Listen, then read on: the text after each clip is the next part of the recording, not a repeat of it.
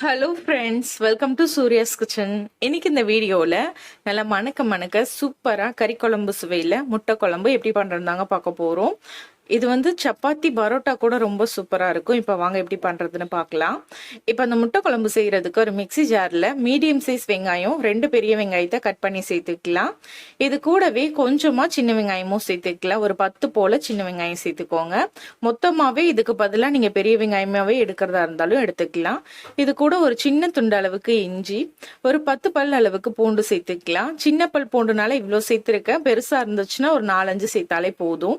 இது கூடவே ஒரு 10 போல முந்திரி பருப்பு சேர்த்துக்கோங்க. கூட ஒரு ஸ்பூன் அளவுக்கு சீரகம், அரை ஸ்பூன் அளவுக்கு சோம்பு சேர்த்துக்கலாம். 1/4 டீஸ்பூன் அளவுக்கு மிளகு சேர்த்துக்கலாம். சேர்த்துட்டு இப்ப இது கூட ஒரு சின்ன துண்டு அளவுக்கு பட்டை சேர்த்துக்கலாம். கூடவே 2 ஏலக்காய் சேர்த்துக்கலாம்.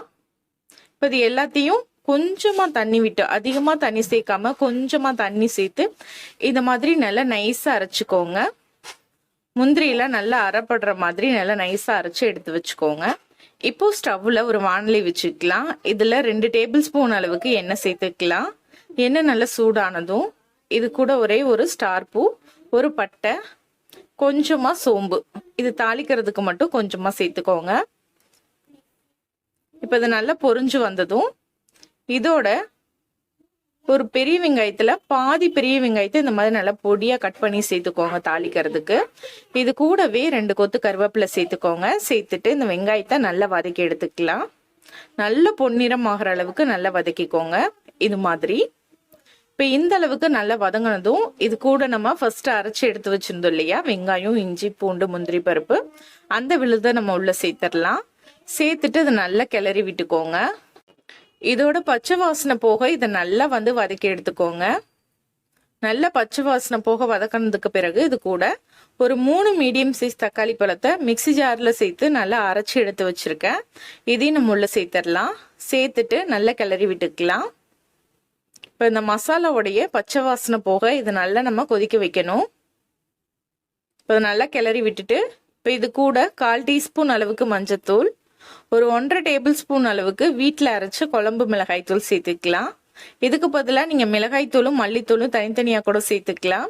இப்போ இது கூட ஒரு டீஸ்பூன் தனி மிளகாய் தூள், ஒரு அரை டீஸ்பூன் கரம் மசாலா தூள், 1 டீஸ்பூன் அளவுக்கு உப்பு சேர்த்துக்கலாம். சேர்த்துட்டு நல்லா கிளறி விட்டுக்கலாம். இப்போ இந்த மசாலால நல்லா கொதிச்சு எண்ணெய் பிரிஞ்சு வரணும். அது வரைக்கும் நம்ம இதை நல்லா கொதிக்க வச்சுக்கணும். அப்போதான் குழம்பு வந்து நல்ல டேஸ்டா இருக்கும். இப்போ இது நல்லா கொதிச்சு வரட்டும். இப்போ பாருங்க, இந்த மசாலால நல்லா எண்ணெய் பிரிஞ்சு வர ஆரம்பிக்குது. இப்போ இந்த ஸ்டேஜ்ல இது கூட நம்ம தண்ணி சேர்த்துக்கலாம். இப்போ 1 கப் அளவுக்கு தண்ணி சேர்த்துக்கிறேன். சேர்த்துட்டு நல்லா கலந்து விட்டுறலாம். கலந்து விட்டுட்டு பார்த்துட்டு நம்மளுக்கு தண்ணி தேவைன்னா மறுபடியும் நம்ம சேர்த்துக்கலாம். இப்போ நல்லா கிளறி விட்டாச்சு. இன்னும் குழம்பு வந்து திக்கா இருக்க மாதிரி தான் இருக்கு. ஸோ இப்போ இது கூட இன்னும் நான் ஒரு கப் அளவுக்கு தண்ணி சேர்த்துக்கிறேன். குழம்போடைய திக்னஸை பொறுத்து உங்களுக்கு தண்ணி வந்து கூட்டி குறைச்சி நீங்க சேர்த்துக்கலாம். இப்போ தண்ணி சேர்த்துட்டு உப்பு வந்து செக் பண்ணி பார்த்துக்கலாம். கடைசியா செக் பண்ணி பார்த்துட்டு பத்தல அப்படின்னா சேர்த்துக்கலாம்.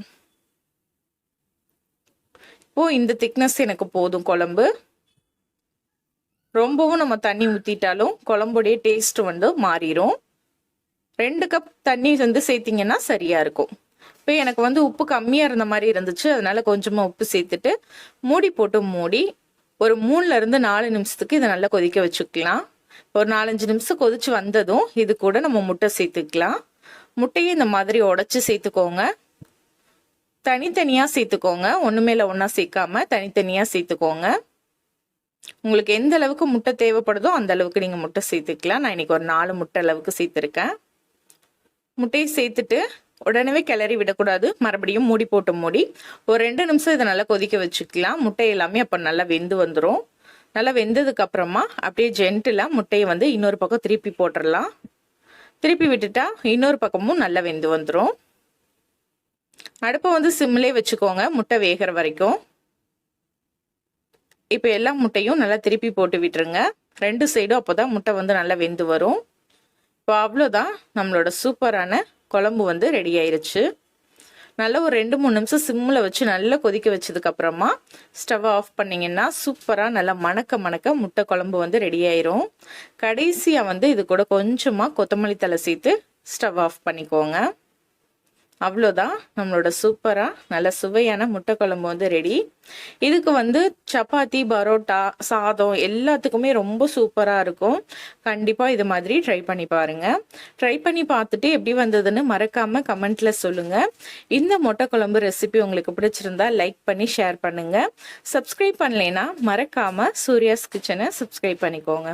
தேங்க்யூ.